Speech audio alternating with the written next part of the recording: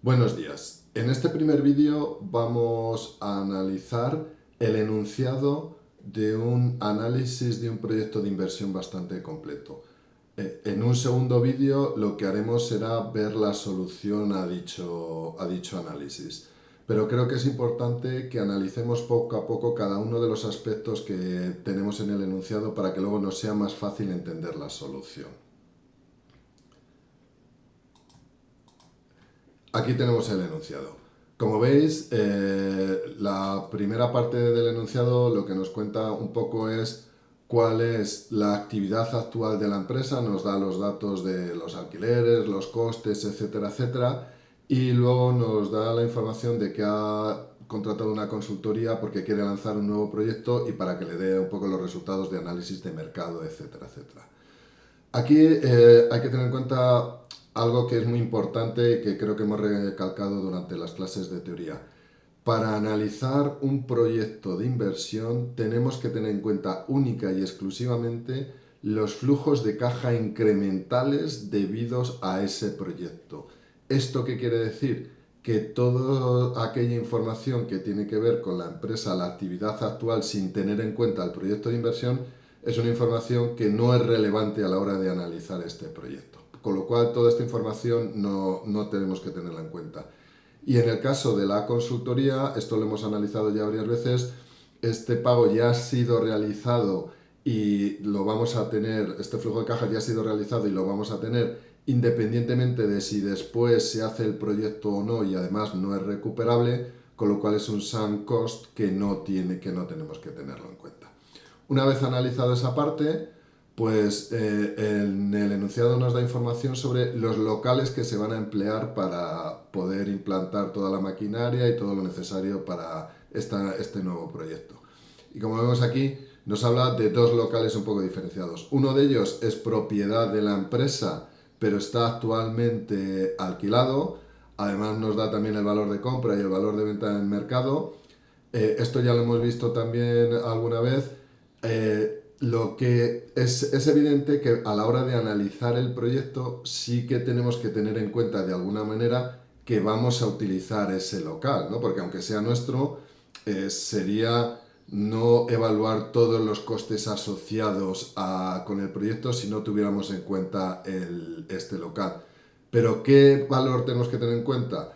Pues el valor de compra y el valor de venta en este caso es irrelevante porque el valor de compra fue hace mucho tiempo y no nos es útil, igual que si nos dieran el valor contable en libros, y el valor de venta tampoco porque lo que está haciendo la empresa no es que lo vaya a vender y deje de venderlo, sino en realidad lo que está es le está alquilado y vamos a dejar de percibir ese alquiler durante los años que dure este proyecto. Luego el coste de oportunidad que hay que tener en cuenta aquí es el valor actual de ese alquiler que no recibimos durante los años en los que va a durar este proyecto. Y en el segundo caso nos habla de un local que es de un tercero y que lo que vamos a hacer es pagar un alquiler por él. Pues esto lo que tendremos que hacer es cuando vayamos calculando los flujos de caja, tener en cuenta que tenemos que pagar ese dinero todos y cada uno de los años, aunque no lo consideramos como una inversión inicial. Luego, nos da aquí toda la información sobre la inversión en equipamiento y otras cosas que tiene que hacer para lanzar el proyecto.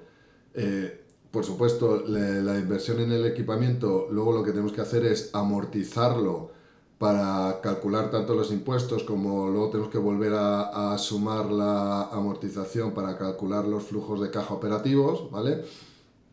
Y aquí nos van dando los porcentajes de año a año que eso nos va a permitir ir calculando lo que amortizamos cada año y por otro lado el valor en libros al final del quinto año, porque ese valor lo tendremos que comparar con el valor de venta al final del quinto año y por esa diferencia tendremos que pagar impuestos a Hacienda, ¿vale?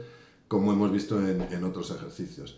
Y luego aquí otra información que nos da es que al final del tercer año hay que volver a realizar una inversión. Esta inversión no es amortizable, no hay que tenerla en cuenta cuando calculemos las amortizaciones de los años cuarto y quinto, ¿vale?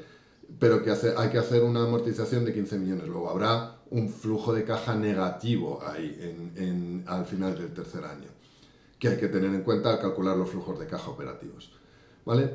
La siguiente información que nos da es, en esa actividad que nos describía al principio, ya estaba vendiendo un modelo anterior del implante.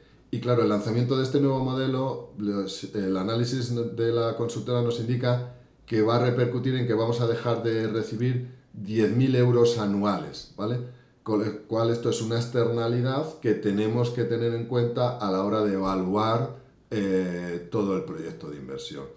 Y aquí ya es donde nos da información sobre las unidades que se va a vender cada año, el coste variable que tiene producir estas unidades y el precio de venta para cada una de las unidades. Con esto nos va a permitir calcular las ventas y los precios y los costes variables para calcular los beneficios brutos. Hay que tener en cuenta que tanto los costes de venta como los costes de producción van a ir incrementándose año a año. Y aquí nos dan los datos para que podamos calcular. Recordad que esto nos va a permitir ir calculando los valores o los flujos de caja en los distintos años, pero que también lo tendremos que tener en cuenta cuando vayamos a descontar los flujos de caja para calcular el valor actual neto o el VAN, ¿vale?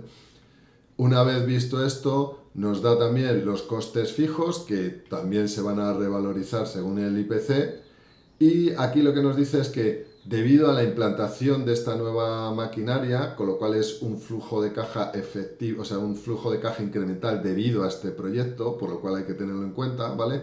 Nos va a permitir ahorrar 100.000 euros anuales en el consumo eléctrico. Es decir, no solo vamos a vender las nuevas unidades, etcétera, sino que nos va a permitir un cierto ahorro, con lo cual al analizar el proyecto, este flujo de caja también hay que tenerlo en cuenta.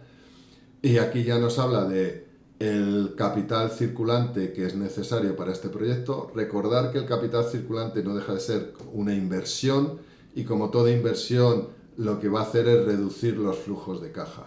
Y que cuando yo tengo que hacer inversiones en capital circulante, tanto al principio como durante la duración del proyecto, lo normal es tener en cuenta que al final del proyecto el capital circulante va a acabar a cero. Luego en el último año hay que analizar cuál es el capital circulante, la variación en el capital circulante para que nos dé cero.